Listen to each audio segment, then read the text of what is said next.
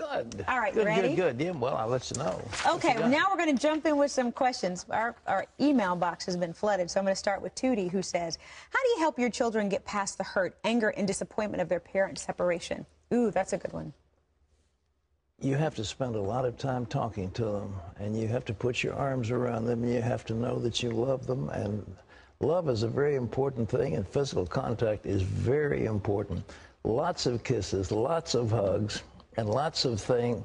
Mommy's going to still be with you. You know, Daddy's gone, but, you know, we'll go through it together, and you're going to be my brave little soldier and that kind of stuff. And, I mean, you've just got to give a challenge. But there's no substitute for hugs and kisses.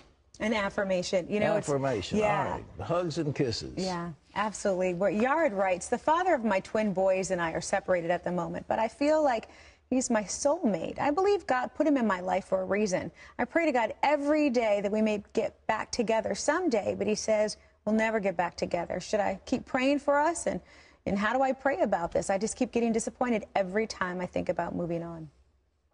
Well, it's your call. I think the time has come that you might put it aside. You know, we all have disappointments, and if you relive the opportunities you had, you know, you're playing football and it's, you know, the game-winning touchdown is in your hand and they throw the pass and the pass goes through your fingers and the game's over. Well, you can relive that forever. Big mistake. You've got to get on with life. You had an opportunity to get a job and you didn't do it, and you made a mistake, or you screwed up in your job and they fired you, and you can relive that, or somebody's hurt you and you hate them, and you have to move on. You know, God's in the present. He lives right now in the present, and he's perfectly able. You remember the story about Lazarus who died, and Martha comes up to him and said, if you had been here, and Jesus said, what do you mean, if I'd been here? I'm the resurrection and the life. Right now, he that believes in me shall never die. I am here now.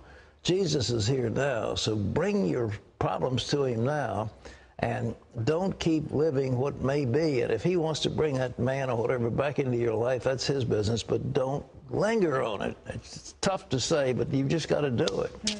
And you know, Pat, something that you said that was so key. You were talking about how Jesus is there now. And I think one of the roots of disappointment is that we have expectations about what we want, when we want it, how we want it. And God never agreed to it. That's it. So when it doesn't happen, we get mad at him when... Okay. You know? Next question from Felicia says, how do you recover from an anticipated dream being broken? I thought I heard the Lord tell me that I was going to be a successful small business owner, but my shop is limping along. I'm so disappointed. Did I not hear the Lord correctly when I thought I heard him tell me to take a step of faith and trust that he'd take care of me? How can I be sure that I'm hearing and discerning God's voice? Oh, that's a great question. The Bible says they that by reason of use have their senses exercised to discern good from evil. It's good. Reason of use. You have to practice the presence of God, practice the voice of God, practice hearing from God, and then check to see if indeed you are hearing from him. And so many of us miss God. I tell you, I won't get into great detail about elections, but I sure did miss it, and I thought I'd heard from God. I thought I had heard clearly from God.